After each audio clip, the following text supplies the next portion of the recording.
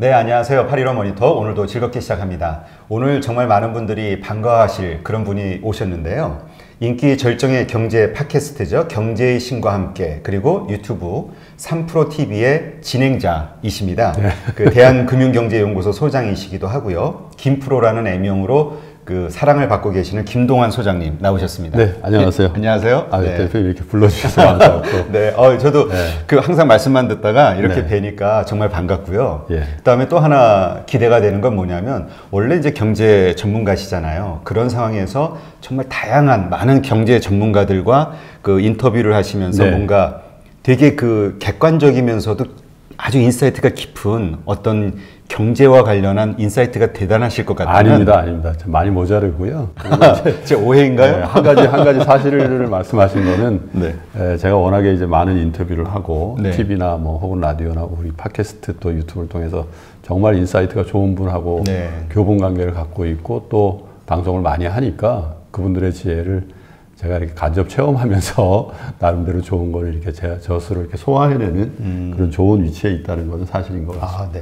정말 그거 엄청난 일이죠. 그래서 오늘 여러 가지 이제 2020년 경제 여러 부분에 대해서 이제 질문을 좀 드릴 건데, 또 사실 이번에 빅히트라는 책을 내셨죠? 이 빅히트라는 책은 어떤 건지 간단하게 저희가 이제 3년째 세 번째 책을 매년 하반기에 이렇게 내는데요. 여러분 잘 아시는 KTB투자증권의 김한진 박사님과 한화투자증권의 이코노미스트죠. 김일구 상무님, 그리고 제가 2018년도 하반기에 인플레이션의 시대라는 책을 처음으로 썼고요. 그 다음에 이제 벌써 재작년이네요. 2018년 말에 2019 경제 트렌드라는 책에 이어서 세 번째로 낸 건데요. 같이 이제 대화하고 각자 또 파트를 만들어서 저희가 또 글로 쓰고 해서 한 해의 금융시장 또 투자의 세계를 정리하고 그 다음 해에 투자의 환경과 어디에 투자하는 게 좋겠다라는 그 각자의 뷰를 담아내는 책인데, 많이들 사랑해 주셔서 굉장히 좀 많이 읽히고 있고 또 개인적으로도 많은 문의도 받고 그러고 있어서 이 책 때문에 좀 바빠지고 있는 상황입니다. 고맙습니다. 뭐 일단 이름부터가 뭔가 히트, 빅히트니까요. 그러면 사실 이번 2020년 관련해서는 워낙 2019년도서부터 많은 그 경제 전문가분들의 예측이 있었잖아요. 그래서 정말 궁금한 게 많은데, 우선 첫 번째로 좀 질문드리고 싶은 게 그 2020년도에 그 전반적인 글로벌 주식 시장 장세가 어떻게 될 것인지 전망.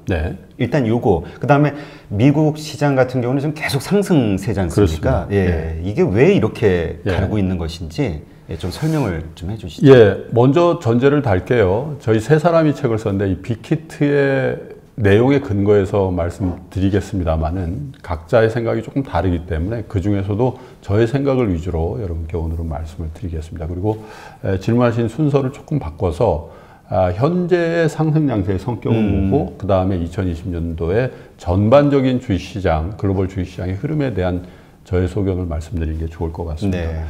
아시는 것처럼 2019년도 하반기에 미국 연준에서 물론 이제 보험적 성격이라는 단서를 달았습니다만은 기준금리를 세 차례 연속해서 내렸죠. 사실 시장의 전망보다 훨씬 더 기민하게 금융시장에 그리고 경기에 대응했다라는 평가를 하고 있는 상황이고요.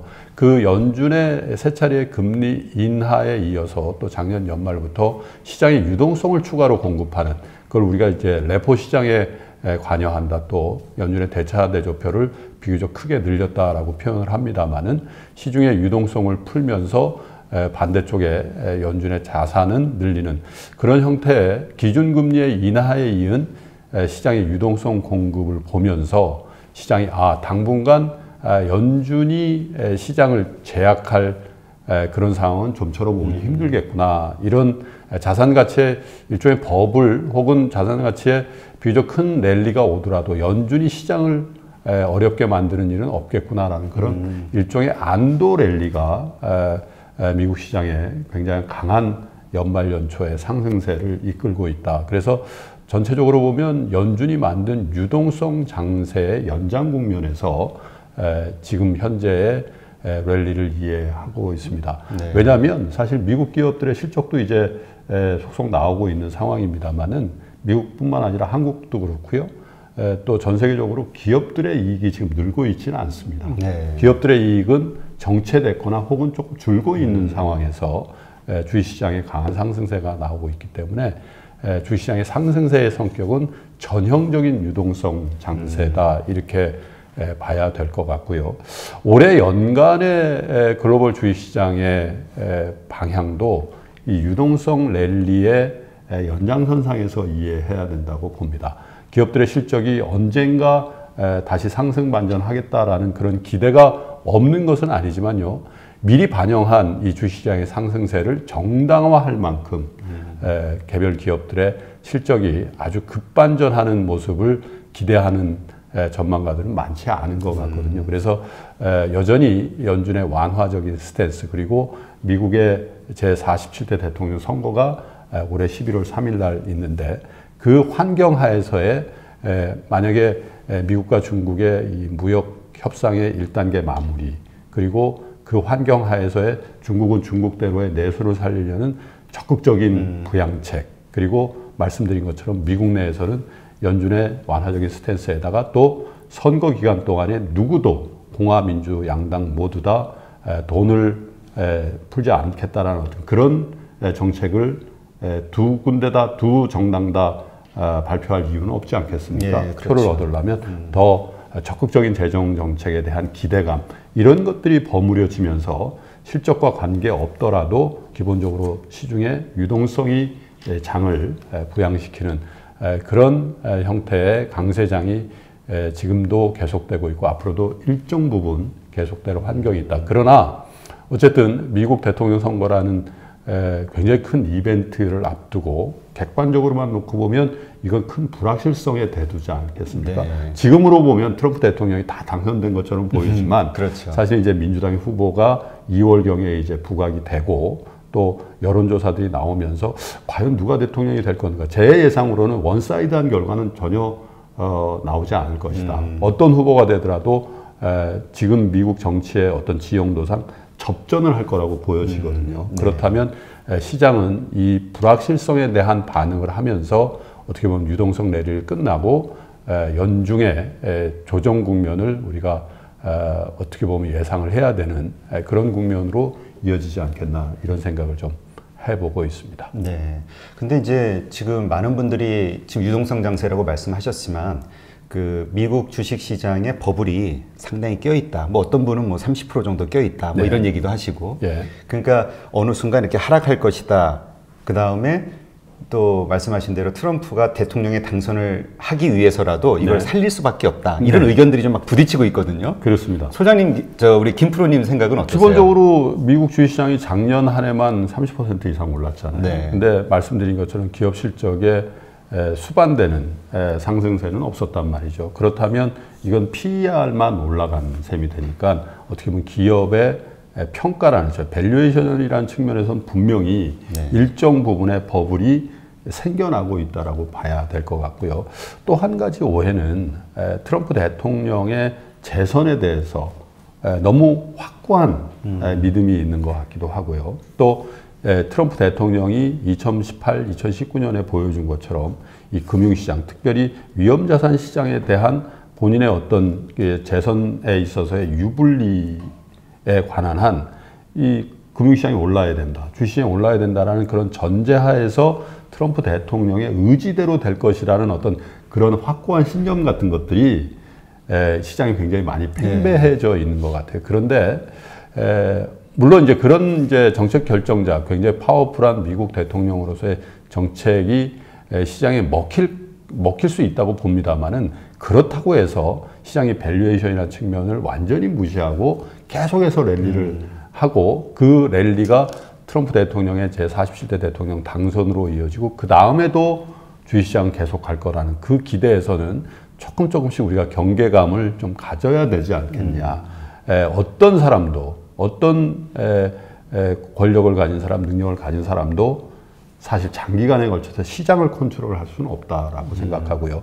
그 시장의 컨트롤이 굉장히 어려워지는 국면이라는 건 여러 가지 외생 변수로 인한 환경의 조성도 굉장히 중요하겠습니다만은 시장 자체의 밸류에이션, 이게 버블로 가느냐 아니면 리저너블한 상황, 즉 기업의 실적이 이 상승세를 정당화시켜주는 국면으로 넘어가느냐가 사실은 관건이지, 트럼프 대통령의 재선 전략에 너무 몰입이 돼서 트럼프 대통령은 당선될 거고 당선되는 환경은 주식시장이 계속 올라갈 거고 그렇기 때문에 지금도 주식을 계속 사야 된다는 이 너무 단선적인 논리에서는 조금 우리가 주의를 살피면서 조금 보수적으로 대응할 필요성도 있어 보이는 국면까지도 지금 와 있다, 이렇게 보여집니다. 네.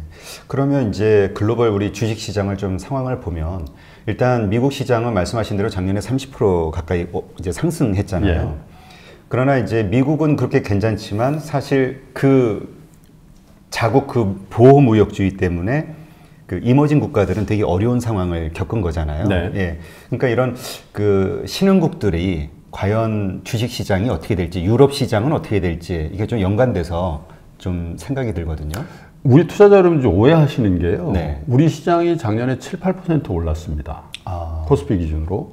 물론 올랐는데도 굉장히 그 체감하는 거는 야, 우리 시장 너무 어려웠다라고 생각할 수밖에 없는 게 태평양 건너 미국 시장은 30% 이상 그렇죠. 올랐고요. 그리고 미국이 그렇게 힘들게 만들었던 G2 중에 한 군데인 중국도 20% 이상 올랐거든요. 아, 그래요? 일본도 많이 올랐고 대만은 역사적인 고점을 이제 다시 회복하고 있거든요. 네. 전고점을 이제 회복하고 있는 고점이에요.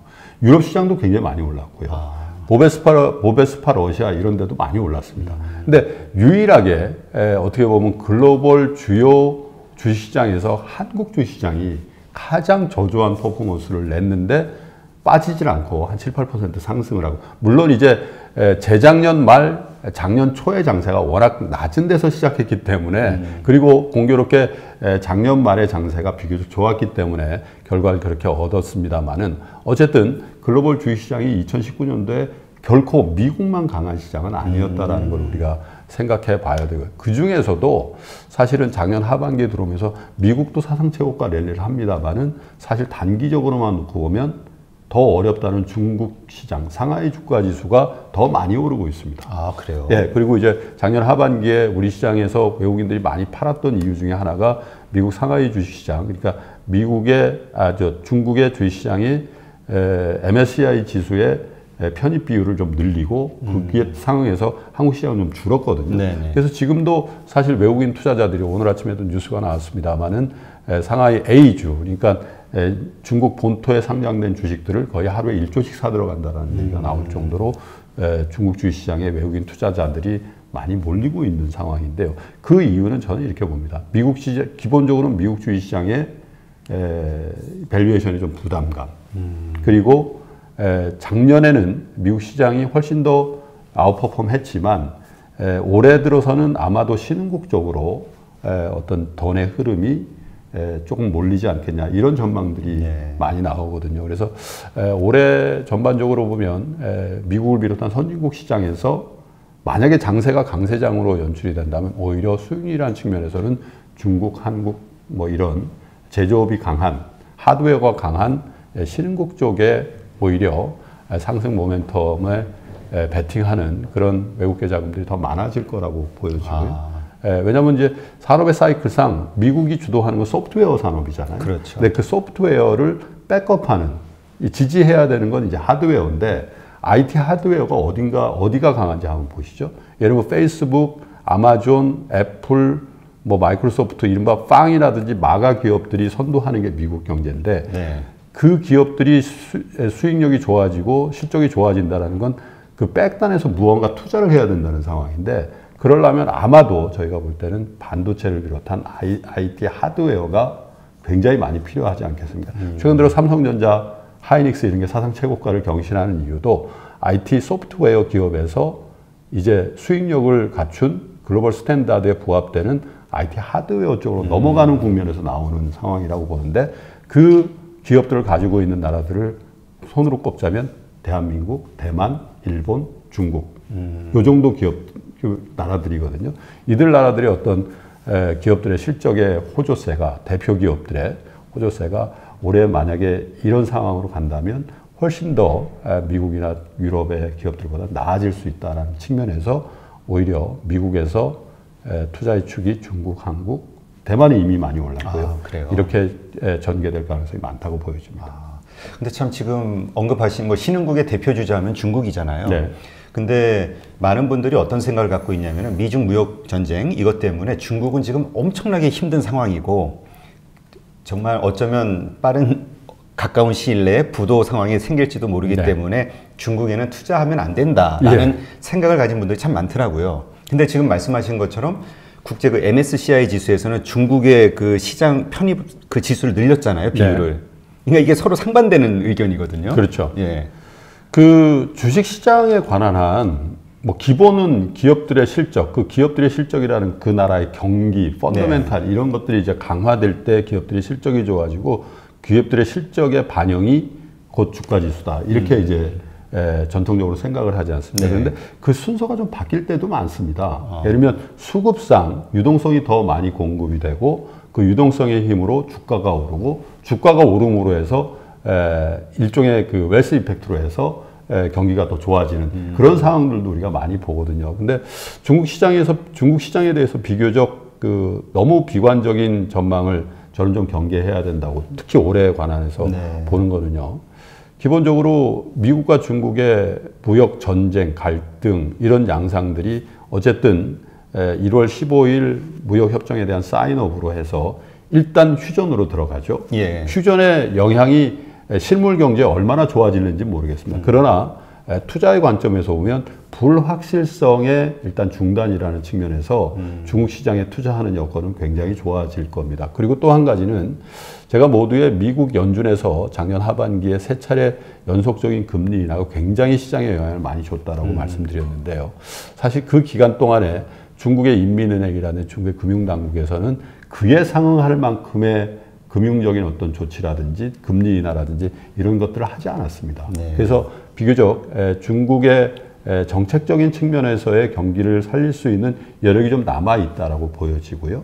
또 중국 정부도 이 휴전 기간 안에 무언가 내수를 적극적으로 부양시켜서 만약에 무역 갈등, 무역 전쟁이 다시 복원됐을 경우에 대응력이라든지 이런 것들을 충분히 늘려놓으려는 그런 시도, 그것은 이제 중국 내수의 적극적인 부양으로 발현될 가능성이 많고 실제로 중국에 출장을 다녀오거나 중국 쪽에 네트워크가 있는 분들하고 얘기를 해보면 중국 공산당이나 당국에서 중국 세트 업체들, 예를 들면 화웨이라든지 샤오미라든지 이런 업체들에게 중국의 그 로컬 부품 업체들을 많이 써라.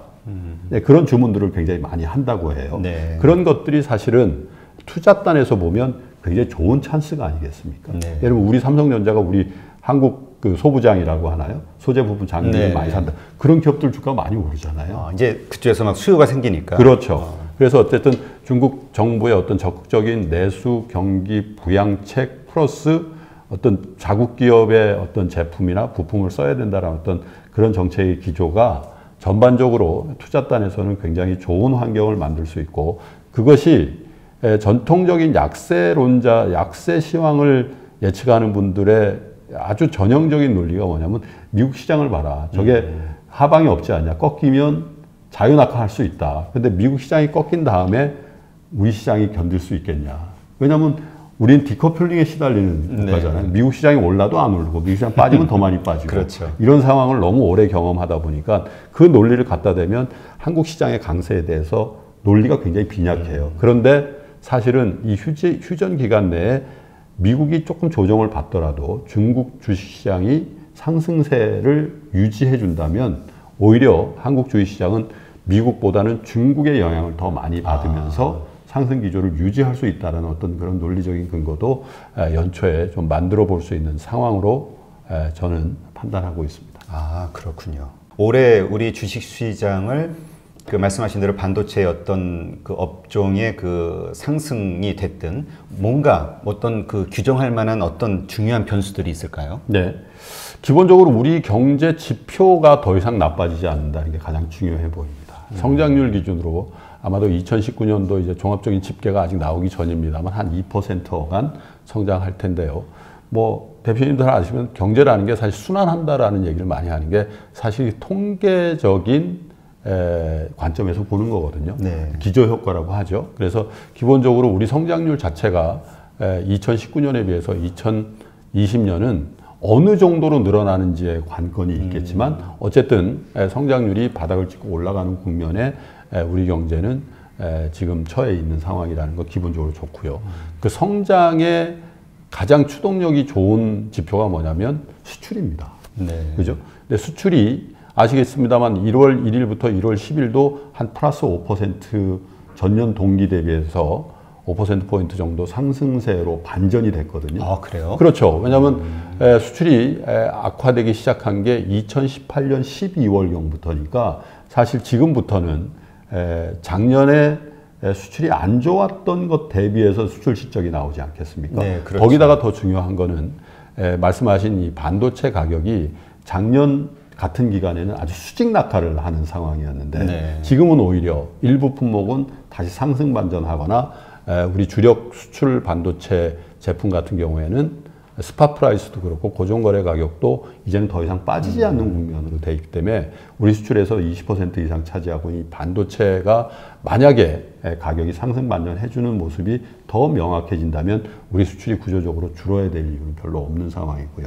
또 한 가지는 아까 중국 얘기를 했습니다마는 중국의 적극적인 내수 부양책 이런 것들에 힘입어서 작년 하반기에 상하반기 통틀어서 대체로 반도체 두 자릿수 수출 감소 그리고 중국의 대중국 수출의 두 자릿수 수출 감소가 수출을 막 엉망을 만들어 버렸는데 네. 이 중국 수출도 12월에 플러스 반전을 했고 물론 이제 1월 10일까지는 소폭 많이 났습니다만은 전체적으로 보면 작년 같은 하락세는 이제 멈출 것이다 이렇게 보고요. 그러니까 수출이 만약에 월별로 플러스 반전 혹은 반도체 가격에 의해서 반도체 가격의 상승 반전에 의해서 두 자릿수 숫자까지는 아니지만 5에서 10% 그러니까 어떻게 보면 10% 가까운 상승세가 나와준다면 우리의 투자 환경은 상당히 기본 펀더멘탈을 강화시킬 것이다 이렇게 보고 장내 상황으로 보면 반도체주가 지금 랠리를 하고 있지 않습니까? 네. 삼성전자가 환산 주가로 300만 원이 넘어가 버렸어요. 그래요? 실제로 지금 액분하기 전 가격으로 하면 300만 원이 넘었습니다. 많이 올랐네요. 네. 이제 이런 상황이 되고 뭐 하이니까 10만 원을 넘어가 버린 상황이 되다 보니까 사실 시장 내부에서는 어떤 형태로 대표주든지 뭐든지 주도주가 있어야 됩니다. 네. 근데 계속해서 순환매 형태로 조그만 테마를 가지고 움직이고 있던 장이 제일 큰 주식 삼성전자, 하이닉스 시총 1, 2위 업체 이 주가가 일종의 랠리를 하다 보니까 기본적으로 이제는 그 다음 티어에 있는 회사들 또 여기에 납품 관계를 맺은 벤더 회사들의 주가도 릴레이팅 될 수 있는 그런 환경을 만들고 있다는 것도 장내 분위기로는 시장의 수급이라든지 이런 상황으로는 굉장히 작년보다는 훨씬 더 개선되어 있는 그런 환경을 주는 것도 주식시장을 당분간은 좀 적극적인 마인드로 대응해도 좋은 그런 환경을 만들고 있다고 보여집니다. 네.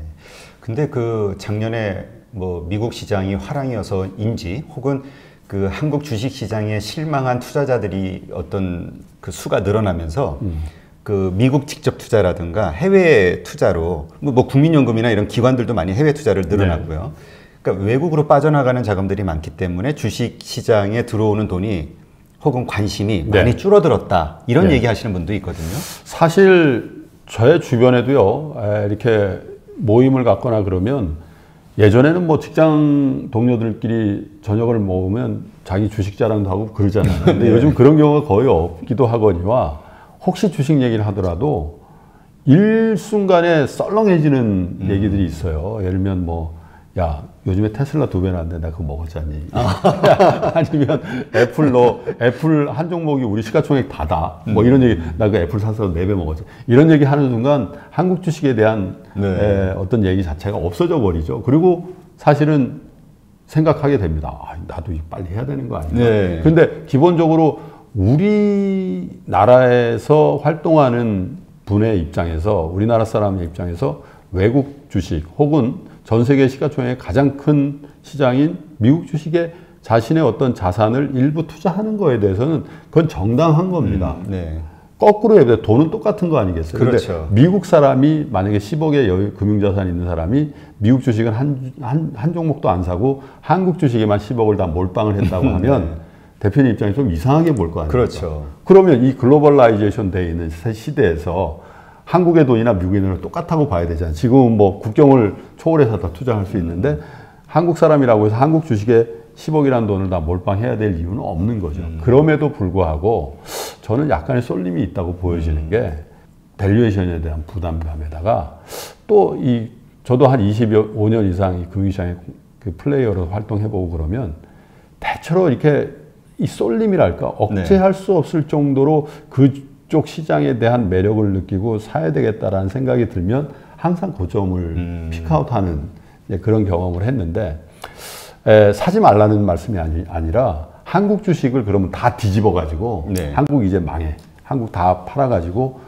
지금 잘 나간다는 애플 사고 테슬라 사야 되는지에 대해서는 여러분 조금 여유 있게 좀 보셨으면 좋겠다. 그리고 하시더라도 순차적으로 포트폴리오도 시점의 포트폴리오도 좀 하시는 게 좋겠다. 만약에 한 1억 원어치 정도를 미국 주식에 투자한다라고 하면 철저히 분할해서 사셔야 되겠다. 그리고 이 주식을 하실 때에 남들이 뭐 테슬라로 따블 먹고 애플로 4배 먹었다는데 나도 들어가서 50%라도 먹어야 되겠다. 설거지라도 해야 되겠다는 생각으로는 절대 하지 마십시오.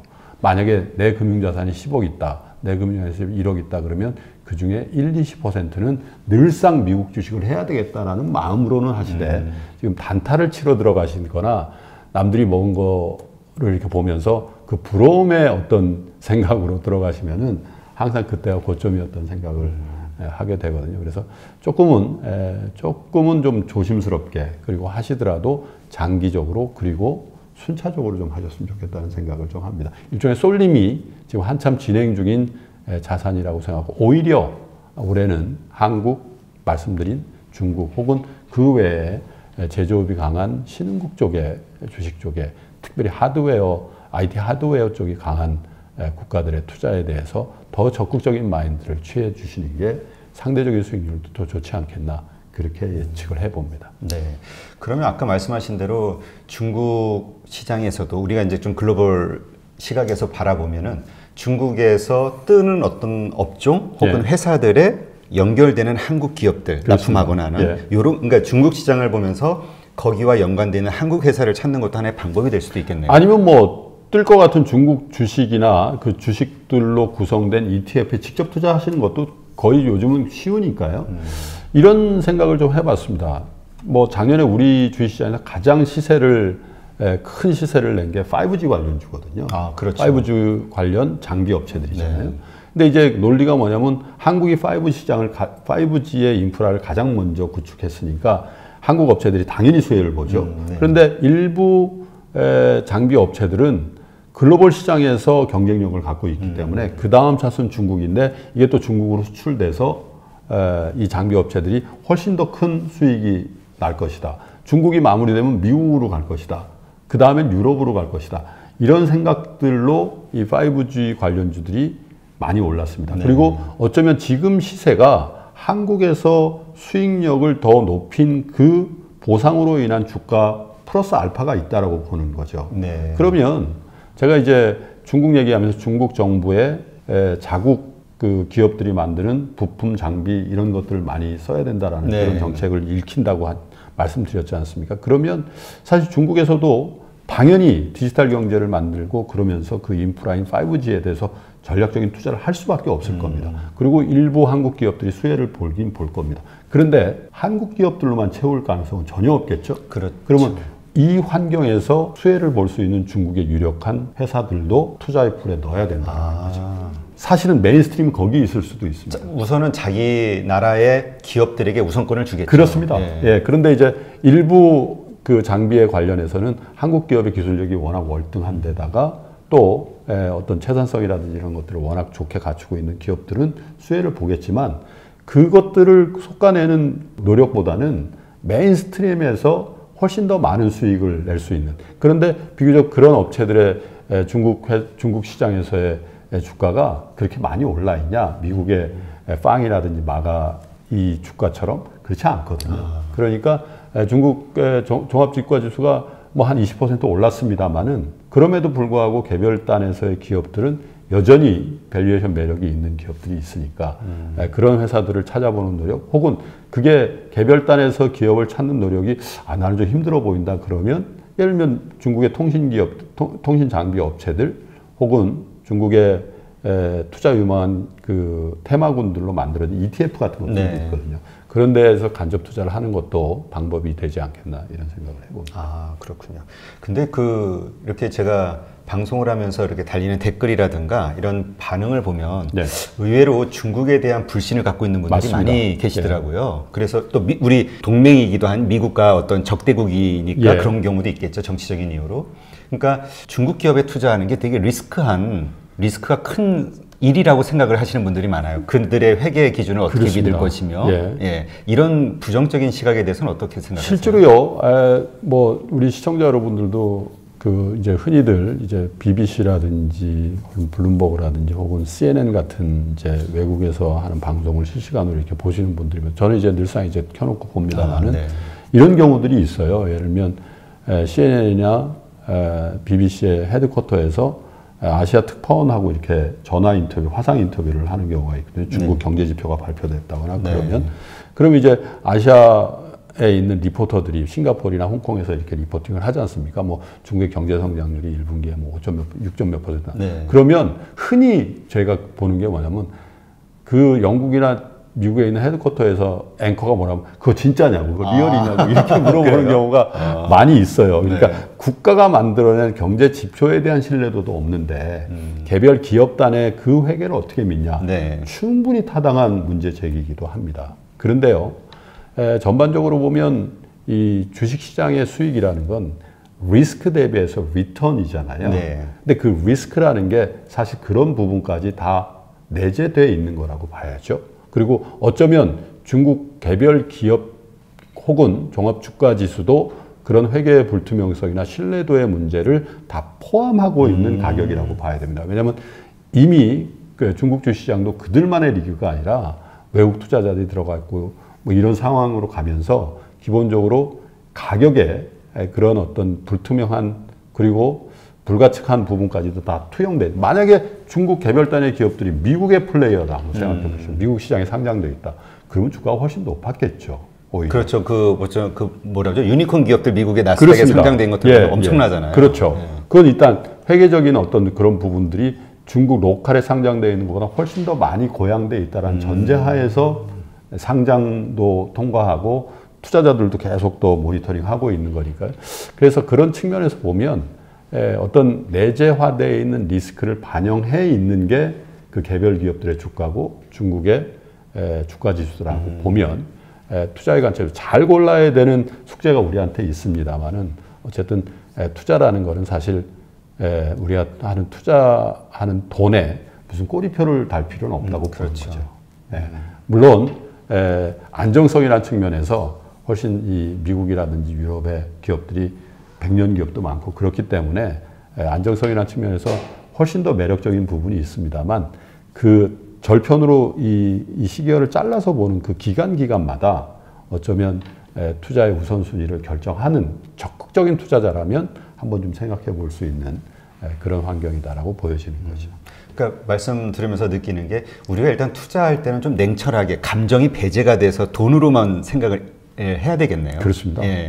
거기에 뭐 여러 가지 감정이 섞여서 희망과 바라는 기대감과 이게 섞여가지고 하면 그럴 필요는 없죠. 그리고 뭐 한국 자본은 한국에만 투자해야 된다라고 예전에 많이 얘기했어요. 그러니까 외국 투자하면 매국으로 그러니까 국부를 유출하는 걸로 막 이야기했었잖아요. 근데 지금 그런 얘기하면 좀 시대착오적이라고 생각하잖아요. 이미 다 투자 인프라 같은 게 다 해외 투자를 할 수 있는 상황에서 그렇죠? 그러면 우리 김 프로님은 국내 기관이나 기업들이 해외 투자에 적극적으로 나서는 게 한국 경제의 미래를 위해서 좋은 방향이라고 생각하시나요? 아니면 기본적으로 이제 저성장에 대한 그 우려들도 많이 하고 우리가 일본 된다라는 얘기들도 많이 하잖아요. 근데 뭐 저는 꼭 그렇게 갈 거라고 보이지 않습니다. 일본 사람과 한국 우리 국민들의 어떤 기질 자체도 많이 틀리고 물론 노령화라든지 또 이런 산업의 구조라든지 너무 흡사한 측면이 많이 있지만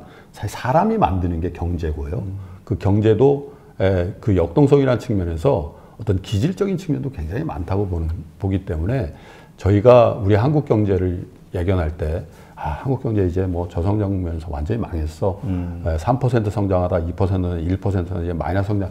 이렇게 단절적인 그 눈으로 한국 경제를 보는 거는 굉장히 저는 경계해야 된다라고 보고요. 경제는 순환한다라는 측면에서 여전히 유효하고 한국의 어떤 그 안에서 보는 한국과 밖에서 보는 시각에서 저는 이제 뭐 영국에서도 근무하고 미국에서도 근무해봤습니다는 밖에서 보는 시각은 굉장히 많이 다릅니다. 네. 제가 하나 예를 들어 드리면 한국 같은 이 자그마한 내수를 가진 나라에서 전 세계 D램을 1등을 하고요.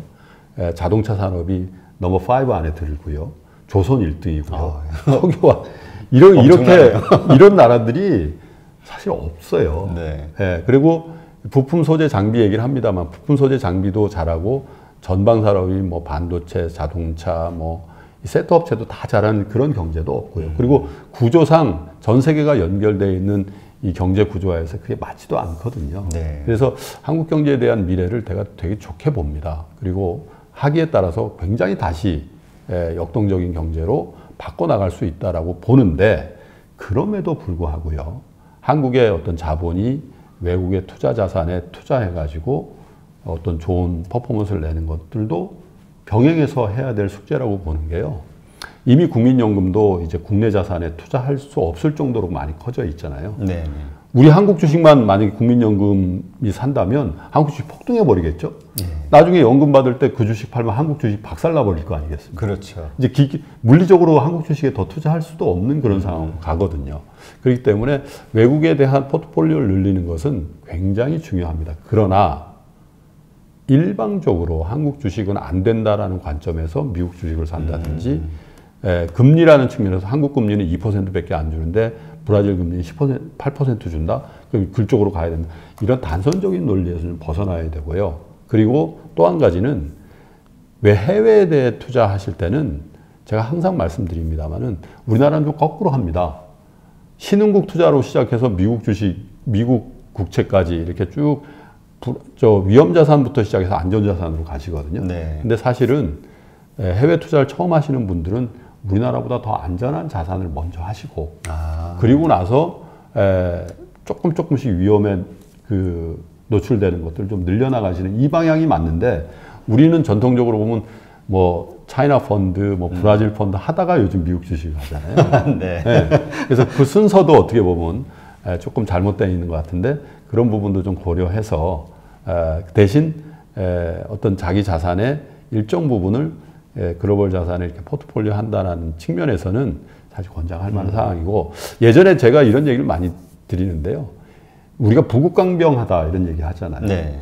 예전의 개념의 부국강병은 나라의 어떤 군사력이나 무력이 강해가지고 옆 나라를 침탈해가지고 그 나라의 사람 자원을 갖고 와서 국민들에게 이렇게 분배하고 이러면서 강병하면 부국한다 이런 개념이었다면 지금은 어떻게 보면 현명한 사람들, 지혜로운 사람들이 그 구성비가 더 많은 나라가 부국해지거든요. 네. 왜냐하면 이 투자의 세계에서 다 글로벌화되어 있는 상황에서 항상 우리는 미국, 영국 사람들한테 돈을 잃는다라는 어떤 그런 생각이 있잖아요. 근데 이런 방송을 통해서 우리의 어떤 경제적인 지식이라든지 지혜라든지 이런 게 고양되면서 미국 사람들과 미국 투자자들과 영국 투자자들과 혹은 다른 신흥국의 투자자들과 우리가 이게 뭐 제로섬 게임이라는 측면에서 훨씬 더 경쟁 우위를 갖는다면 그것이 우리나라로 다시 들어와서 자본이 환입되면서 국부가 늘어나서 우리나라가 부국이 되는 그런 환경도 앞으로 만들어 나가는데 우리들도 대표님이나 저도 많은 기여를 할 수 있다고 보고요. 그런 환경이 만들어지면 어찌 보면 제조업 일방에 그리고 수출 일방의 어떤 그런 경제에서 금융과 서비스가 강한 나라로 이렇게 자연스럽게 넘어가는 데 있어서 촉매의 역할도 할 수 있다고 보여집니다. 네, 좋은 말씀입니다. 이번에는 그 미국 대선의 의미를 한번 좀 살펴보죠. 예. 미국 대선이 지금 뭐 트럼프가 다시 재선이 되냐, 되지 않냐, 그거에 따라 미중 무역 전쟁이 어떻게 될 것이냐 많은 설왕설래하거든요. 예. 김프로님은 어떻게 보세요? 제가 정치 전문가가 아니까 뭐 누가 대통령이 될지에 대해서는 사실 굉장히 논하기 힘든 사항일 거고요. 반은 맞고 반은 틀린 얘기가 될 테니까 네. 그냥 뭐 경솔하게 트럼프가 될 것 같습니다 얘기하면 속은 편한데 그걸 예측하기는 좀 어려울 것 같고요. 대신 제가 말씀드린 것처럼 원사이드하게 트럼프가 당선될 거라고 생각 안 합니다. 트럼프 대통령이 이렇게 좋은 경제를 만들고요. 이렇게 화랑의 주식시장을 만들고 집값이 이렇게 견조한데도 불구하고 지지율이 40% 초중반이거든요. 물론 양당 시스템이 200년 역사를 가진 미국에서 당연한 결과일 수도 있지만 제가 한 가지 우리 시청자 여러분께 질문을 드려볼까요? 만약에 우리 대통령이 이런 경제, 이런 주식시장, 이런 부동산 시장의 어떤 안정감 그리고 경제적인 성공을 만약에 국민들에게 줬다면 지지율이 몇 %일까요? 일단 50은 넘었을 것 같은데요. 지금도 50%입니다. 그러니까 이게 미국 정치의 어떤 현실을 제가 말씀드리는 건데 강한 트럼프 지지가 있는가 하면 절대 안 된다라는 유권자들도 반 혹은 그 이상일 수 있거든요. 그리고 경제 외적인 측면에서 트럼프에게 좋은 점수를 줄 만한 그런 아젠다는 별로 없습니다. 특히 외교 안보, 거기다가 뭐 헬스케어라든지 혹은 미국의 전통적인 가치관 이 부분에 대해서도 사실 국론이 굉장히 많이 분열되는 여성에 대한 비하, 인종주의 이런 것들 있잖아요. 예를 들면 유색 인종 여자 국회의원들에게 자기 나라에 돌아가 버리라는 얘기를 하죠. 그런 것들은요, 사실 미국의 어떤 그 유권자의 절반 이상은 절대 트럼프를 지지할 수 없게. 왜냐하면 레이시즘과 여성에 대한 어떤 차별적인 발언 이런 것들은 사실 굉장히 위험한 발언이거든요. 오히려 지지 세력을 결집시킨 효과가 어느 정도 있었는지 모르겠습니다. 외연을 확대한다는 측면에서는 굉장히 어려운 그런 발언들이었거든요. 그래서 반복되는 얘기입니다만은 미국의 이제 47대 대통령 선거가 한 10달 남았습니다만은 결코 트럼프의 원사이드한 리드로 아무 문제 없이 무난히 당선될 거다라는 그런 전망은 조금 너무 예단일 수 있다 이런 생각이 들고요. 이 47대 대통령이 대통령 선거가 저는 레이건 대통령의 등장 이후에 가장 중요하고도 미국의 정치 사적 혹은 경제 사적인 의미에서도 가장 중요한 선거라고 봅니다. 왜냐하면 3년 반 전에 트럼프 대통령이 그 후보로 나왔을 때 미국 사람들이 누구도 트럼프 대통령이 될 거를 예상 못했죠. 그렇죠. 그냥 잠깐 가십성으로 본 거죠.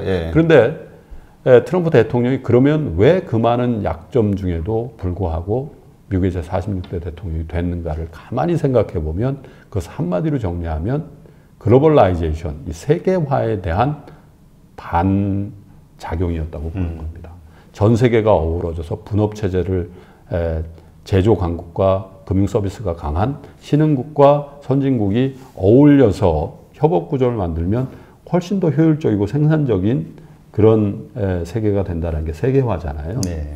그런데 그게 결과를 보니까 미국엔 대규모 실업, 대규모 실업은 대부분 제조업 사이드에서 나온 거고 금융 시스템을 믿었는데 금융 시스템은 2008, 9년도에 미국을 망하게 만들 수 있는 그런 위험한 걸로 이제 보여진 거죠. 그 슬로건을 이제 트럼프 대통령이 미국 우선주의, 그것이 반세계화잖아요. 그 힘으로 지금 3년 동안 미국을 다스렸고 결과가 적어도 경제적으로는 좋았습니다. 그러면 한번 보십시오.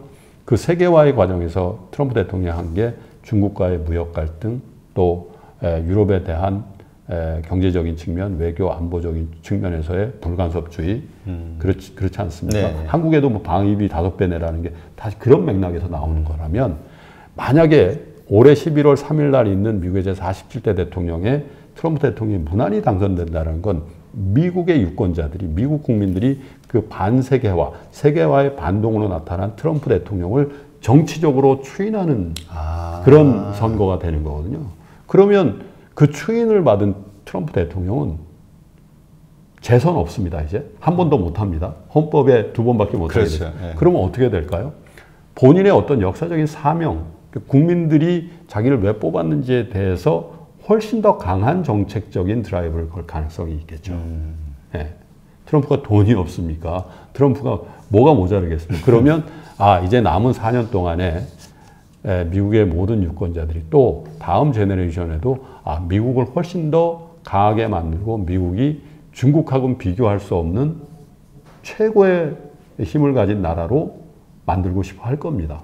그러면 지금 봉합 단계에 있는 중국과의 갈등, 또 유럽과의 여러 가지 현안, 이런 것들에서 훨씬 더 강한 스탠스를 취할 가능성이 있다는 거죠. 그래서 미국의 제40대 대통령 선거에서 트럼프 대통령이 되면 이런 현재의 어떤 금융 장세, 금융시장의 좋은 컨디션이 계속 유지되고 투자의 관점에서 훨씬 좋아지지 않냐. 이렇게 낙관을 하시는 분들이 있고, 그래서 우리는 표가 없습니다만 심정적으로 트럼프 대통령에 대한 응원을 보내는 분들도 굉장히 많이 있어요. 네. 근데 꼭 그렇게만 봐야 될 일인지는 한번 우리가 참 곰곰이 생각해야 될 부분이 있습니다. 그러니까 말씀하신 대로 이제 뭐 거칠 것 없이 한다고 하면 지금도 예측이 불가하잖아요. 네. 더 거침없이 더 센 일들을 막 저지르게 되면 세계 경제는 정말 불확실성의 시대로 넘어가지 않을까라는 생각이 그럴 수 있습니다. 왜냐하면 지금은 재선이라는 어떤 목표가 있기 때문에 네. 경제를 망가뜨리거나 주시장이 빠진다거나 이러면 트럼프 대통령의 재선 가도에 굉장한 장애가 되겠죠. 그래서 작년 말에 전격적으로 미국과 중국이 서로 좋지 않기 때문에 1차 무역 합의라는 결과물을 만들어낸 거고 이제 사인을 하게 돼 있습니다만은 만약에 표를 생각하지 않아도 된다라고 한번 해볼까요? 그러면 굳이 트럼프 대통령의 입장에서 지지율은 어차피 반반이기 때문에 그러면 본인이 한 번의 선거에서 더 강하게 추인을 받았던 그 정책의 기조를 구현하고 싶을까요? 아니면 알아서 그만하지 이렇게 할까요? 전자일 가능성이 훨씬 많다. 더 끝까지 한번 가보는 거죠. 그렇기 때문에 트럼프 대통령의 재선이라는 게 지금 현재 미국 그 경제의 화랑 국면을 계속 이어가면서 주식시장을 계속해서 랠리를 할 수 있는 아주 기본적인 조건이라고 생각하는 것도 너무 일방적이다. 이렇게 생각하고 어차피 이런 상황에서 중국 경제가 더 힘들어지고 전 세계가 트럼프가 얘기하는 세계화의 반작용 그 기조 아래 있다는 건 교역량의 감소로 나타날 그렇죠. 거고 그렇게 되면 제조업이 강한 신흥국은 당연히 어려워질 거고요. 그 중에서도 중국에 대한 의존도가 전 세계에서 가장 높은 나라 중에 하나인 우리 대한민국 경제도 상당히 걱정될 수밖에 없는 그런 환경으로 가는 건 아닌가 하는 그런 걱정들도 사실 미국의 제47대 대통령의 선거를 보는 관전 포인트가 아닌가 이렇게 보여집니다. 그래서 일각에서 나오는 트럼프 대통령이 재선이 되면은 정말 극단적으로 중국의 어떤 옛날 소련 연방처럼 막 분할시키는 네. 그러니까 아주 극도의 그 압박 정책을 통해서 붕괴를 시키는 전략을 쓸 것이다라고 예상하시는 분들도 있는데 이제 그런 어떤 뭐 좀 과장되긴 했지만 여기서 연결이 되는 이야기네요. 그게 이제 뭐 1970년대 후반에 소련에 대한 압박이 구소련의 붕괴와 러시아의 탄생으로 이어졌고 또 잘 아시는 것처럼 프라자 합의를 통한 환율의 조정을 통해서 일본 경제를 제2위권 경제에서 버블 붕괴 기간을 만들었고 일본이 이제 그 이후로는 전 세계 경제에서 차지하는 비중이 굉장히 줄어드는 그런 환경을 이제 경험했기 때문에 중국에게도 아마도 그럴 것이다라는 게 이제 패권 전쟁이라는 시각으로 미중 관계를 보는 시각인데 문제는 적어도 1980년대 일본과 중국을 비교할 수는 없지 않겠습니까? 지금 일본의 힘이 훨씬 막강한 거죠? 네, 지금 중국의 힘. 중국의 네. 힘. 왜냐하면 경제력이란 측면에서 그 당시에 일본이 미국의 한 절반 정도 따라왔을 뿐 정치, 외교, 안보, 군사적인 측면에서는 어떻게 보면 미국에 의존하고 있는 미국의 우산 안에 들어가 있는 그렇죠. 국가와 지금 미국과 중국이 체제 경쟁은 아니지만 어쨌든 군사 외교적으로도 한번 미국과 G2라는 명칭이 붙을 정도로 대응을 하고 있는 이 중국과의 이 비교는 현실적으로 굉장히 어려운 거고 그래서 아마도 올해 2020년에 미국 대선 전까지 이제 일종의 유예 기간을 얻은 중국 정부에서 과연 어떤 정도로 중국 경제에 대한 부양과 관리를 할지도 굉장히 관심거리입니다. 그게 대체로 무난하고 성공적으로 간다면 우리 시장도 굉장히 그 혜택을 많이 볼 것이고요. 그걸 제대로 매니지 못해서 주시장의 변동성이라든지 어떤 중국 경제 성장률의 하락이라든지 이런 측면이 계속 분기별로 노정이 되는 상황이라면 우리가 지금 예상하는 우리 시장의 강세 전환도 굉장히 요원해지는 그런 상황이기 때문에 미국에 대한 주시장의 의존도보다는 중국의 상하이 지수나 중국 시장에 대한 의존도가 전에 없이 훨씬 더 강한 네. 그런 국면이 2020년일 거다 이렇게 보는 거죠. 아 그렇군요. 근데 지금 트럼프 이제 현재까지는 트럼프에 이렇게 대적할 만한 민주당의 그 대통령 후보가 현재는 없잖아요. 없습니다. 제가 지금 이름은 갑자기 생각이 안 나는데 그 부자세를 언급했던 엘리자베스 워런, 예, 워런, 버니 샌더스 같은 예 그런 사람들이 그나마 좀 인지도가 있는 사람들인데. 월가에서는 그런 얘기를 한다고 하더라고요. 이 사람들이 만약 대통령이 되면 예. 주식은 20에서 30% 정도 빠질 것이다. 예. 이런 얘기를 한다고. 그러니까 이 금융 쪽의 사람들은 오히려 현재에서는 트럼프를 표현은 못하지만 지지한다. 이런 얘기를 하던데요. 뭐 그렇지 않겠습니까? 지금까지 이 큰 상승세를 계속해서 연장시켜온 트럼프 대통령의 천부적인 감각도 감각이고요. 그리고 기본적으로 트럼프 대통령을 부동산 업자 출신의 정치인 이렇게들 많이 생각하잖아요. 맞습니다. 부동산 개발업을 했는데 트럼프 대통령이 쓴 자서전이라는 트럼프 대통령에 대한 평가하는 글들 같은 것들 제가 웬만한 건 다 읽어봤습니다만은 굉장한 주식 투자자입니다. 아 그래요? 네. 트럼프 대통령이요. 사실은 이 사람을 대할 때 굉장히 이 본인의 입장에서 아나무인격인 경우가 많잖아요. 네. 뭐 프랑스 대통령도 그냥 막 하고 뭐 이렇게 하는 경우가 있는데 거의 모든 업종, 모든 직군을 통틀어서 그래도 대접해주는 업종이 어딘 줄 아십니까? 어디인가요? 증권맨입니다. 아 그래요? 네, 네 증권맨이에요. 트럼프 초기 내각의 참모진들하고 내각의 구성원 중에 탁월하게 많은 게 월가 출신, 그 중에서도 골드만삭스 출신들이 많았죠. 게리 콘도 그랬고요. 지금 스티븐 무니신 재무부 장관도 골드만삭스 출신이고요. 그 외에도 많이 있습니다. 그리고 그 배넌이라고 트럼프 대통령을 대통령 만드는데 1등 공신도 그분도 이제 골드만삭스 출신이고요. 윌버로스 상무장관도 벌셔펀드, 그러니까 범월가 출신이라고 봐야죠. 그래서 트럼프 대통령은 돈의 흐름에 관해서는 굉장한 촉을 갖고 있고요. 그 돈의 흐름이란 측면에서 부동산과 한편에서 주식 투자를 굉장히 많이 한 분이에요. 그래서 주식시장에 대한 정치가로서의 대통령으로서의 감은 아마 전 대통령, 46대까지 온 대통령 중에서 아마 금융시장에 관한 한 감은 트럼프 대통령이 가장 탁월할 겁니다. 트럼프 대통령이 무슨 얘기를 하고 막 그럴 때 보면요. 미국 하락할 수밖에 없는 그런 환경에 얘기를 할 때는 미국 시장 휴장이거나 이럴 때가 많아요. 추수감사 휴장 때 뭐 폭탄 발언하고 어디 가고. 타이밍 딱 맞춰서. 네. 그래서 폭탄만 우리만 맞고 그 다음에 또 호재성 발언이 나와서 미국 시장은 견지해줘.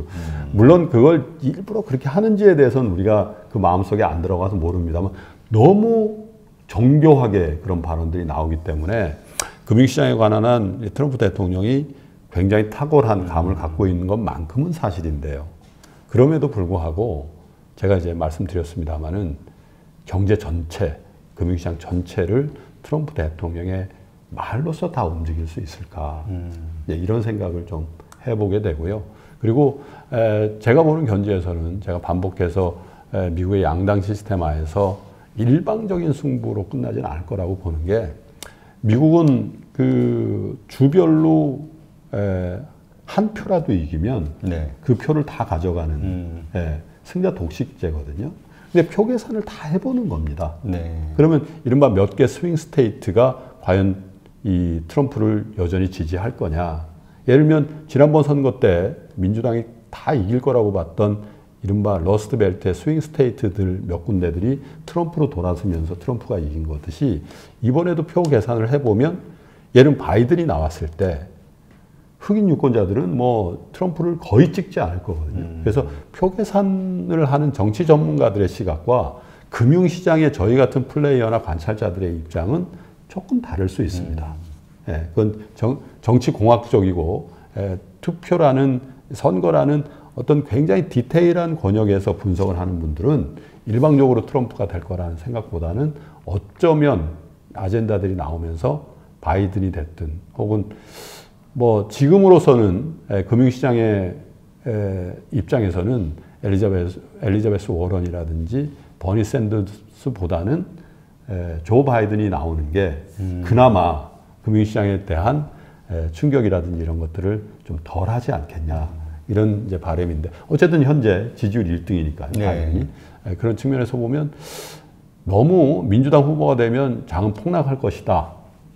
이렇게 보는 시각도 조금은 경계해야 될 것 같다. 그리고 과연 누가 대통령 후보가 될 것이며 그 대통령 후보가 된 다음에 내세우는 공약들이 얼마나 반시장적인 그 정책들을 유지할 것인가.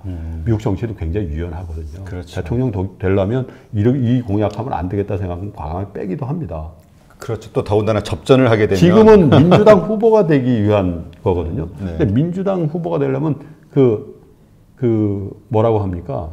이미 가둬놓은 그 지지를 받아야 되는 거잖아요. 더군다나 민주당 지지자들은 좀 개혁적인 그렇죠. 사람들이니까. 그렇죠. 네. 그래서 어떻게 보면 그 안에서 후보가 되는 게 1차적인 목표인 대선 예비 주자들 입장에서는 선명성 경쟁을 해야 될 수도 있어요. 그런데 후보가 된 다음에 이제 국민적인 지지를 받아야 된다는 측면에서 본인의 너무 레디칼하고 반시장적인 정책은 상당히 조절될 가능성도 있다라고 보여지고 그 조절된 어떤 기조가 만약에 대통령이 되면 갑자기 다시 바꿔서 다시 레디칼하게 다시 급진적으로 그렇게 하기도 힘듭니다. 왜냐하면 트럼프하고 다른 게 있죠.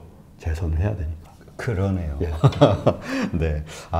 이 미국 대선이 정말 세계 경제와 연결돼서 얼마나 중요하고 우리가 조심스럽게 관찰해야 되는지 네. 우리 김프로님 말씀을 들으니까 더 이게 각인이 되네요. 자, 그러면 올해 투자에서 가장 어떤 유념해야 될 아이디어, 투자 아이디어는 어떤 게 있을까요?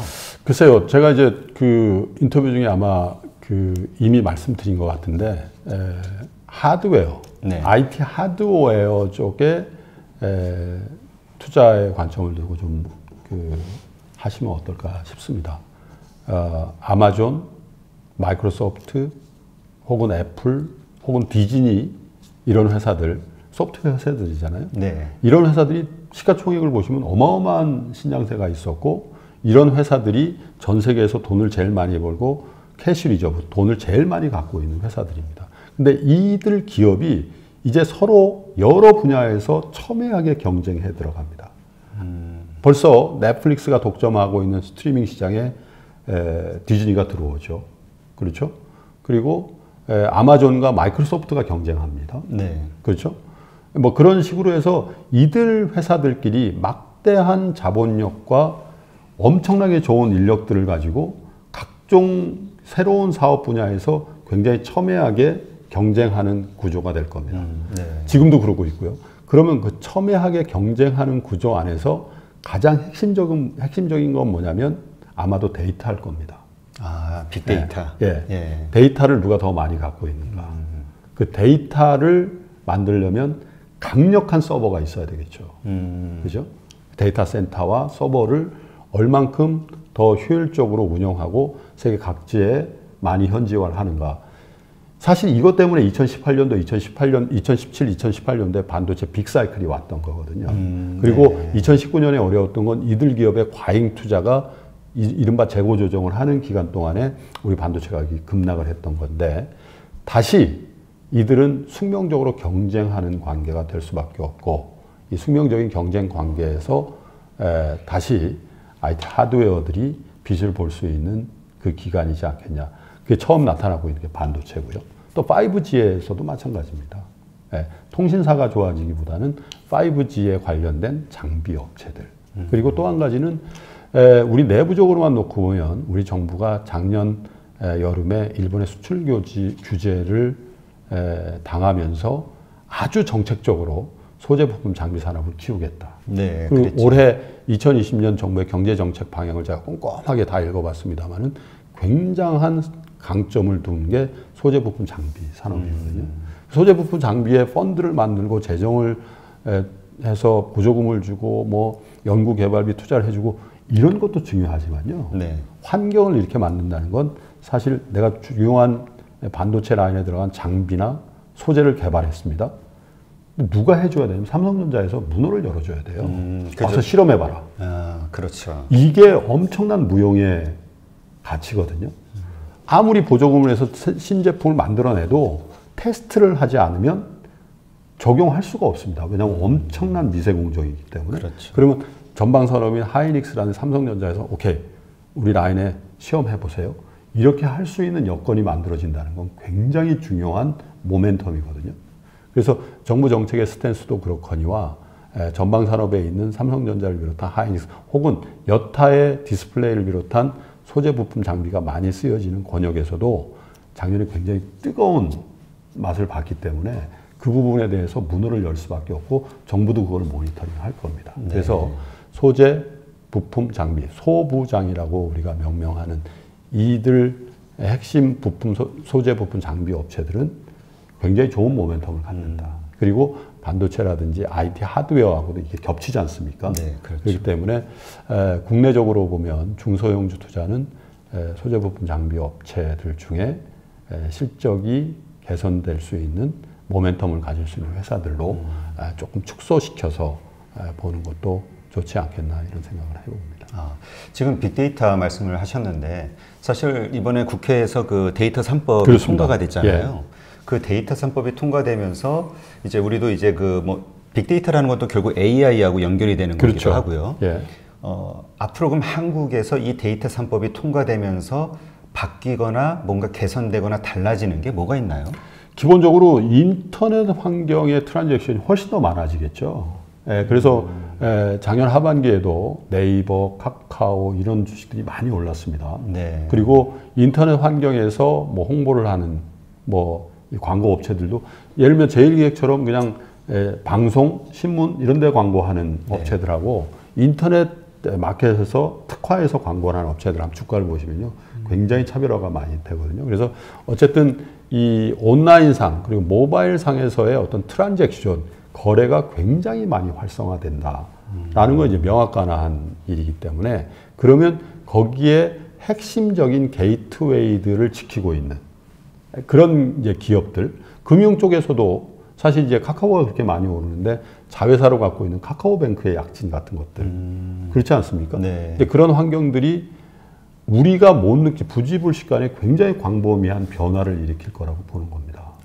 네, 그래서 사실은 이 인터넷, 모바일, 결제 혹은 이 상에서 뭔가 상품과 재화와 서비스가 유통되게 만들어주는데 굉장히 중요한 역할을 하고 있는 그런 회사들은 아주 좋은 모멘텀을 갖는 거죠. 네, 최근 들어서 데이터 3법이 통과되면서 그런 수혜를 볼 만한 업체들의 주가가 굉장히 좋아지고 있거든요. 이미 반영된 부분도 있습니다만은 네, 그런 환경적인 측면에서 투자의 관점에서 보면 굉장히 수혜를 볼 수 있는 그런 기업체들이 굉장히 많이 늘고 있습니다. 그럼에도 불구하고 조금 우려스러운 거는 사실 제가 이제 인터넷 환경, 모바일 환경이라고 말씀드렸습니다만 너무 전통 산업과 치열하게 경쟁하는데 소진해버리는 그런 이제 업체들은 조금 위험할 수도 있겠다. 예를 들면 지금 비상장입니다만은 뭐 온라인으로 물류를 하는 회사들 있지 않습니까? 네. 뭐 어디라고 좀 말씀드리긴 그렇습니다만 손정희 회장도 투자 굉장히 과잉 투자가 돼 있는데 적자 막 1년에 몇 적자가 예, 그러니까 이제 그런 류의 회사들이 과연 추가적인 어떤 효율적인 그 생산성 같은 것들을 얼만큼 차별적으로 뽑아낼 수 있는가? 결국 이제 마켓 쉐어 경쟁하는 데에서 굉장히 많은 돈을 들인 건데 그런 회사들의 어떤 환경이라는 게 확 좋아질까?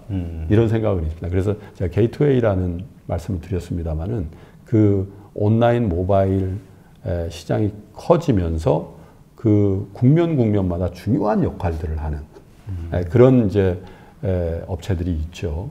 구체적으로 말씀드리긴 그렇습니다만 그런 회사들은 굉장히 중요한 투자의 대상이 될 수 있겠다 이렇게 봅니다. 네, 지금 말씀하신 것처럼 그 미국 같은 경우는 사실 아마존이 그 거의 뭐 미국 전체 시장 거대한 시장의 50% 뭐 뭐 정확하진 않지만 뭐 그 이상 될 거라고 그렇죠. 예상을 하는데요. 예. 그러니까 그렇게 작고 규모의 경제를 만들어냈기 때문에 성장하고 가치를 인정받고 뭐 이렇게 확장해 나갈 수가 있는데 네. 한국 같은 경우는 이 물류 시장이 재벌 기업들이 유통을 가지고 있으면서 그걸 또 그렇죠. 예. 분점을 하고 있잖아요. 예. 그러니까 이런 상태에서 한 가지 드는 질문이 뭐냐면 그러나 결국은 이러한 것들이 다 규모의 경제라든가 이런 것 때문에 각각의 기업들이 다 어려워질 거라고 예상하시고 다들 예. 그러면 어느 순간 이것들이 통폐합이 일어날 수 있을 것인가에 대한 궁금증이 떠오르거든요.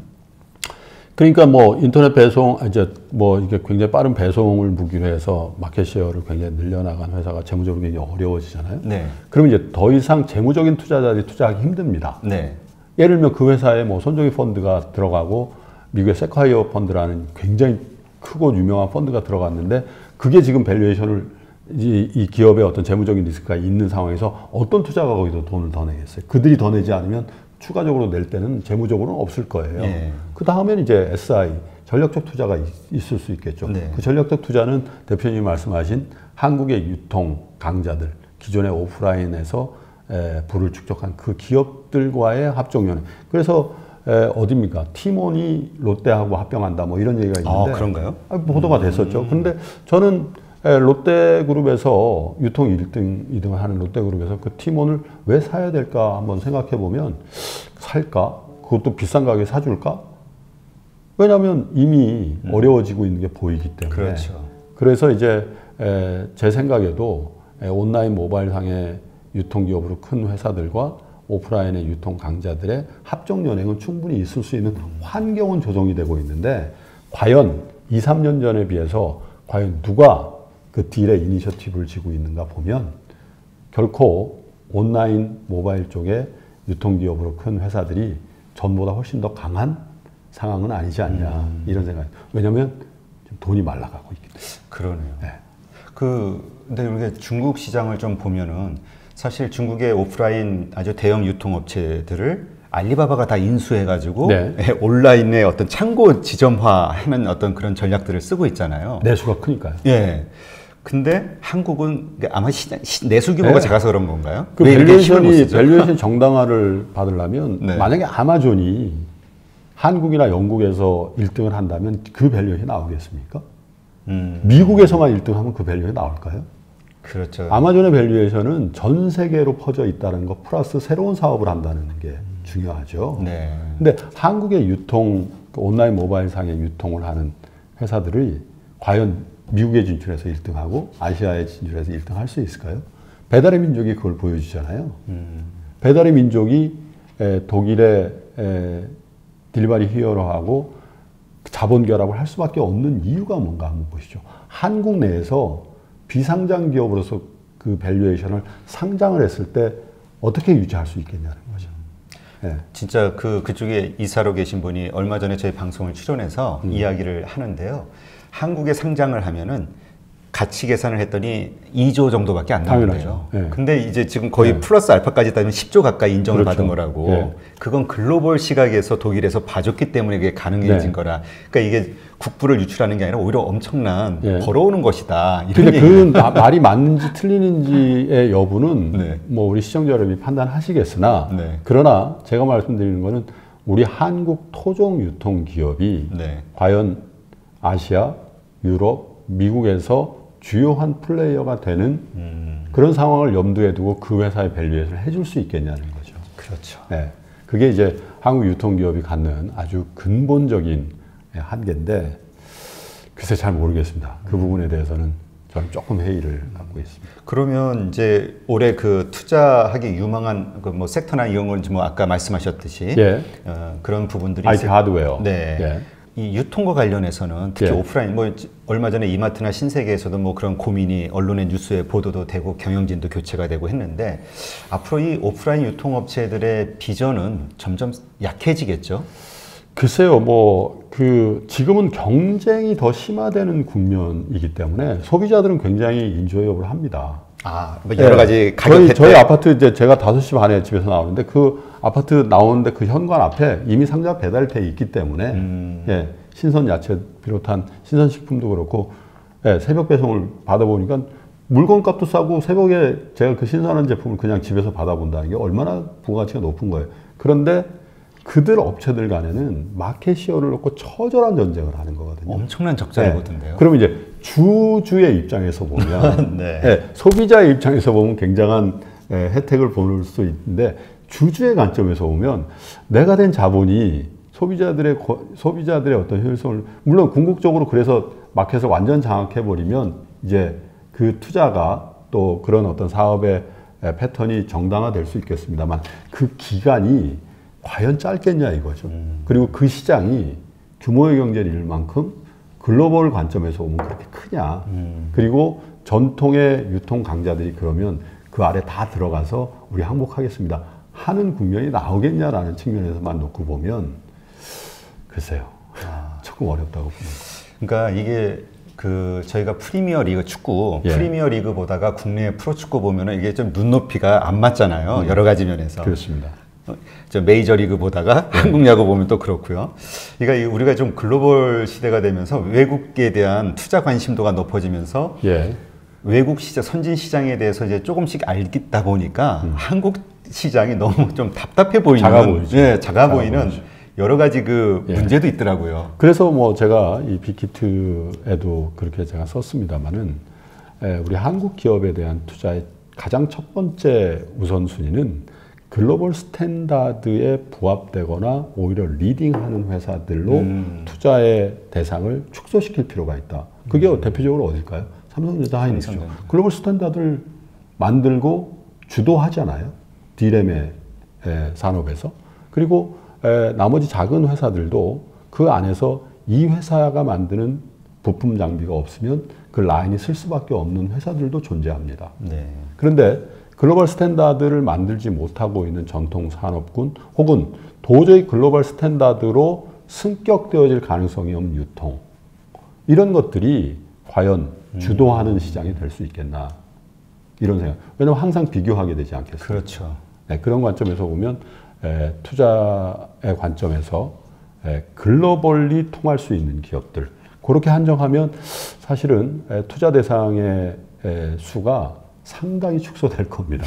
그러게요. 말씀하신 대로 이제 기준을 딱 이렇게 적용해 보니까 그렇죠. 확 좁혀지는데요. 네. 그러니까 이제 그게 또 좋은 인사이트인 것 같기도 하고요. 예.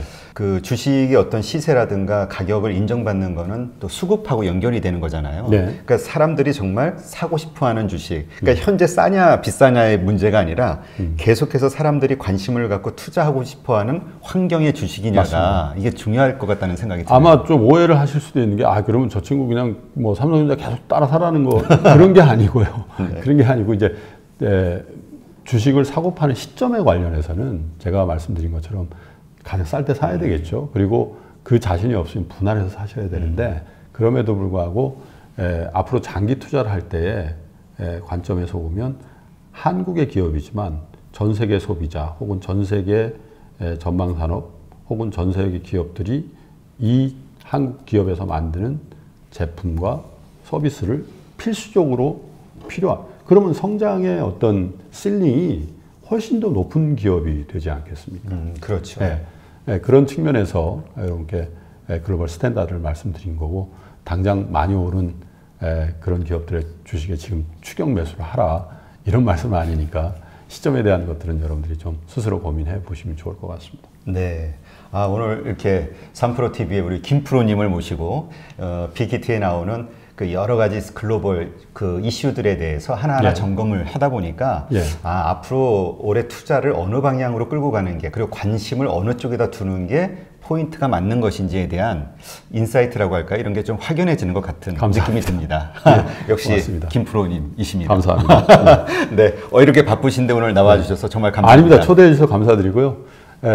이 815TV라고 불러야 되죠? 815 머니톡. 815 머니톡 시청자 여러분들도 올 한 해만큼은 경자년이라고 하지 않습니까? 경제적인 자유를 얻을 수 있을 정도의 부를 만드시는 정말 뜻깊은 한 해가 되시기를 저희 3프로TV에서도 기원하도록 하겠습니다. 여러분 고맙습니다. 네, 감사합니다.